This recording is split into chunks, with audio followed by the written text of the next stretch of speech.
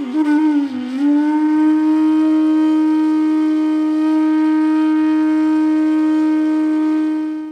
દિવસો વીત્યા, અચાનક સમાચાર આવ્યા અને સમાચારથી શ્રીનાથજીની મંદિરમાં સેવા કરવા વાળા અને બધા જ વૈષ્ણવો અચંબિત થઈ ગયા અને ચિંતિત થઈ ગયા.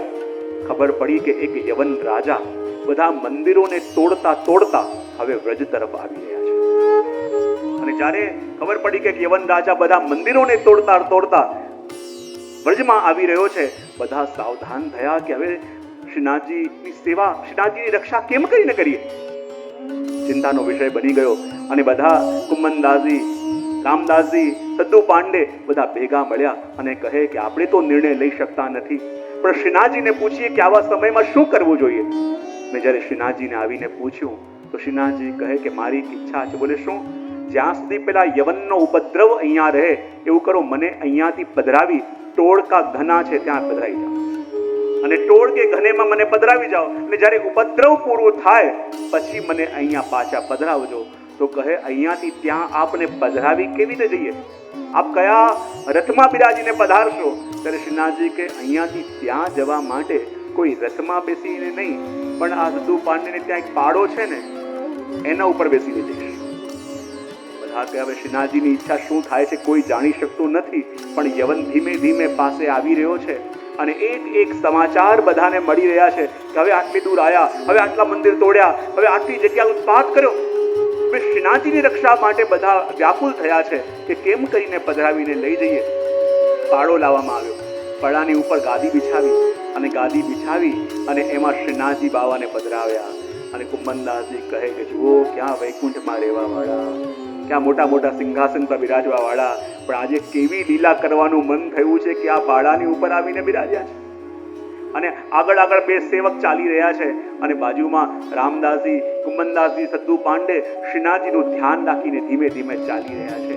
અને રસ્તામાં જે પણ મળે છે બધાને આ પાડો દેખાય છે, પણ ઉપર બિરાજેલા શ્રીનાથજી દેખાતા નથી. બધા પૂછે કે અરે પેલો યવન ઉપદ્રવ કરી રહ્યો છે અને તમે આને લઈને ક્યાં નીકળ્યા છો? ત્યારે કહે છે કે આ બજારમાં પાડાનો ભાવ સારો આવે છે તો એને વેચવા જઈએ. બધા કે ઠીક. એમ કરતા કરતા જ્યારે ટોળકે ઘનેમાં પ્રવેશ કર્યો અને ટોળકો ઘનો એટલે એવું સઘન વન કે અંદર ચાલવાનો રસ્તો પણ નહીં, એટલા બધા કાંટા અને એટલું સઘન વન કે દિવસના સમયમાં પણ અંદર રાત્રિ જેવું આપણને લાગે, પ્રકાશ પણ અંદર આવી ન શકે. ચારો તરફ કાંટા વાગેલા છે, ગોખરું વાગ્યા છે અને કુમનદાસજી અને બધા આ પાડાને લઈને ચાલે છે. અને જરાક આગળ જાય કુમનદાસજીના પગમાં ક્યારેક કાંટો વાગે, ક્યારેક કોઈને ઝાકડા વાગે, ક્યારેક કોઈને પેલા કાંટા વાગે અને બધાની હાલત એવી થઈ ગઈ છે જાણે બધા કુસ્તી લડીને આવ્યા હોય ને વેર વિખેર થઈ ગયા હોય. બધા ભગવતીઓની હાલત એવી થઈ ગઈ, હાથમાં કાંટા વાગવાથી બધે છોલાઈ ગયા છે, ઉઝરડા પડી ગયા છે, વસ્ત્રો ફાટી ગયા છે. અને એવા ફાટેલા વસ્ત્રોથી ચાલતા ચાલતા જાય અને કુમનદાસજી કહે અરે શ્રીજી આનંદ કરવા જવું હતું તો કોઈ સારી જગ્યાએ જતા કે જ્યાં અમે જઈને પણ આનંદ કરીએ. આ જો આપ આનંદ કરવો છે ને અમારી દશા જો, માણ નવો અંગરછો આવ્યો તો એ પણ સાવ વેર વિખેર થઈ ગયો. શરીરમાં એવા ઉઝરડા પડી ગયા, પગમાં કાંટા વાગીને ચાલવાની હિંમત રહી નથી અને આપ આવી જગ્યાએ અમને લઈને આવ્યા. અને જ્યારે સઘન વનની અંદર આપ પધાર્યા તો ત્યાં વચ્ચે જ એક સુંદર ચોંતરો હતો જેને અડીને જ એક સુંદર સરિતા વહેતી હતી. શ્રીનાથજી કહેવા લાગ્યા મારે આ ચોંતરામાં બિરાજવું છે, મને અહીંયા પધરાવી દો.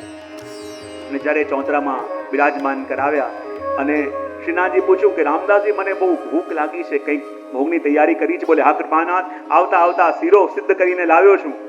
અને થોડો શીરો બચાવીને રાખ્યો કે કેટલો સમય રહેવું પડે અને અડધો શીરો કાઢીને શ્રીનાથજી બાવાને ભોગ ધર્યો. શ્રીનાથજી કેવું કરો રામદાસ બધું એક સાથે ભોગ ધરી દો. રામદાસજી કે કૃપાનાથ ખબર નથી એનો ઉપદ્રવ ક્યાં સુધી રહે, આપણે ક્યાં સુધી અહીંયા રહેવું પડે. બોલે ચિંતા ન કરો, જલ્દી થઈ જશે. અને જ્યાં બધો શીરો ભોગ ધરી દીધો અને અહીંયા સાવધાન રહ્યા કે કોઈ આવી ન જાય. બધા હાથમાં લઠ્ઠ લઈને ઊભા છે કે અમે જોઈએ અમારા શ્રીજીનો કોઈ વાળ પણ વાંકો કેમ કરીને કરી શકે, અરે પોતાના પ્રાણ આપી દઈશું પણ શ્રીજી ઉપર કોઈને આંખ ઊંચી કરીને જોવા નહીં દઈએ.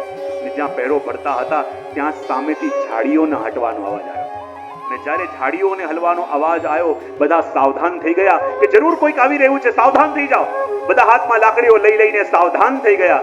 ને ત્યાં ઝાડીઓની અંદરથી નાગા સંપ્રદાયના ચતુરા નાગા વધાર્યા અને ચતુરા નાગા આવ્યા અને કહ્યું કે જય હો શ્રીનાથજી, શ્રીનાથજી કી જય હો. બધા કહેવા લાગ્યા કે આપ કોણ છો? અને એમણે પોતાનો પરિચય આપતા કહ્યું કે હું નાગા સંપ્રદાયનો આ ચતુરા નાગા છું અને અમારા ગામની અંદર વરસાદ નથી, દુષ્કાળ છે, એટલા માટે તપસ્યા કરવા માટે અહીંયા આવ્યો છું અને મારા જીવનમાં મારી માત્ર એક જ ઈચ્છા હતી. એટલે શું કે જ્યારે વર્ષો પહેલા હું મારા ગુરુ સાથે પરિક્રમા કરતો કરતો અહીંયા શ્રીનાથ દ્વાર આવ્યો હતો, જતીપુરા આવ્યો હતો અને ત્યારે મેં સાંભળ્યું હતું કે શ્રીનાથજી બાબા શ્રી ગિરિરાજજીની ઉપર પ્રગટ્યા છે. અને ત્યારે મારા મનની અંદર પણ એટલો તાપ થયો. રાત્રિના સમયમાં શ્રીજીએ મને દર્શન આપ્યા અને કહ્યું કે તું મને મળવા ક્યારે આવે છે? અને એ દિવસથી એટલી વ્યાકુળતા મારી થઈ ગઈ કે મને શ્રીજીના દર્શન ક્યારે થાય. પણ બીજે દિવસે જ્યાં હું શ્રી ગિરિરાજજીની ઉપર થઈને શ્રીનાથજીના દર્શન કરવા જવાનો પ્રયત્ન કરું, પણ જ્યાં ગિરિરાજજીની સન્મુખ ગયો અને ગિરિરાજજી મને રત્ન જડિત સ્વરૂપે દર્શન આપ્યા. અને જ્યારે ગિરિરાજજીએ સાક્ષાત ગોલોકધામના સ્વરૂપે દર્શન આપ્યા અને મેં મારો પગ પાછો લઈ લીધો, કારણ કે ગિરિરાજજીના આવા અલૌકિક સ્વરૂપના દર્શન થયા. અને એ દિવસથી મેં નક્કી કર્યું કે આ તો સાક્ષાત ભગવત સ્વરૂપ છે, માટે મારા પગનો સ્પર્શ ક્યારે પણ ગિરિરાજજીને થવા નહીં દો, ક્યારે પણ શ્રી ગિરિરાજજીની ઉપર નહીં ચડું. અને આ સંકલ્પ લીધો અને એ દિવસથી મને ખાતરી થઈ ગઈ કે મેં તો પ્રણ લઈ લીધો છે કે હું ગિરિરાજજીની ઉપર ક્યારે પગ નહીં મૂકું. અને શ્રીનાથજી તો બિરાજે છે શ્રી ગિરિરાજજીની ઉપર, યાની આ જન્મમાં મને શ્રીનાથજીના દર્શન ક્યારે થઈ નહીં શકે. અને એટલો તાપ મને થતો હતો, એટલો વિયોગ મને થતો હતો કે હે શ્રીજી, આ જીવનો જે તાપ છે, આ જીવનો જે વિયોગ છે, પ્રભુ આપ પણ એ તાપને જાણતા હશો કે કેમ? મારો તાપ આપના સુધી પહોંચતો હશે કે કેમ? કારણ કે આપના દર્શન તો સ્વપ્નમાં થયા, પણ આ જીવનમાં આપના પ્રગટ દર્શન મને થઈ નહીં શકે. કારણ કે ગિરિરાજજીની ઉપર હું પગ ના મૂકી શકું અને આપ તો શ્રી ગિરિરાજજીની ઉપર બિરાજો છો, તો આ જન્મમાં આપના દર્શન મને કેમ કરીને થાય? અને ત્યારે ચતુરા નાગા કહે, જુઓ તો ખરા મારા શ્રીજીની કેવી કૃપા, મારા શ્રીજીને મારો તાપ સહન ન થયો. અને શ્રીજીએ કહ્યું, તું મારી પાસે ન આવી શકે વાંધો નહીં, પણ હું તો મારા જીવની પાસે જઈ શકું. અને એ જીવનો મનોરથ પૂરો કરવા માટે સ્વયં શ્રીનાથજી શ્રી ગિરિરાજજીમાં થઈને અને આ ટોળકા ઘનામાં પધાર્યા અને એને દર્શન આપ્યા. અને ત્યારે એને કંકોડાનું શાક સિદ્ધ કરીને ત્યાં સન્મુખ કર્યો. અને એટલે હમણાં તેરસ ગઈ ને, શ્રાવણ મહિનાની તેરસ, એટલે એ દિવસે ટોળકા ઘનામાં આ શીરો અને કંકોડાનું શાક આ ઠાકોરજીને અરોગાયું. અને જ્યાં ઠાકોરજીને અરોગવા માટે પધરાયું, પ્રભુ કે હવે બધા તમે આમ મુખ કરીને વાર્તાલાપ કરો, ત્યાં સુધી હું અરોગેલો. અને કુંમનદાસજીને ખબર પડી ગઈ કે હવે સ્વામીજીને આવવાનો સમય થયો છે ને સ્વામીજી આવીને પોતે અરોગાવશે. ને ત્યારે ઠાકોરજીએ કહ્યું, કુંભન તું આજે કંઈક એવું પદ ગા કે મને આનંદ આવે. કુંમનદાસજી કે સાચી વાત છે પ્રભુ, આનંદની વાત કરવી હોય તો પહેલા આનંદમાં રાખવા પડે. આ જુઓ, એવી ઝાડીઓમાંથી ચલાવીને લાવ્યા છો, એવી ઝાડીઓમાંથી લાવ્યા છો, પગમાં કાંટા વાગીને પગ સૂજ્યા, શરીરમાં કાંટા વાગીને આખું શરીર સૂજ્યું છે, અને કહી રહ્યા છો કે આનંદ થાય એવું ગાઓ. તો કુંમનદાસજી કે આજે એવું જ કંઈક ગાવું પડશે કે જુઓ, આ શ્રીજી જ્યાં કહેવાય કે આપ તો ઉત્તમ વસ્તુના ભોગતા છો, પણ આજે આપને ભાઈને શું ભાવ્યું?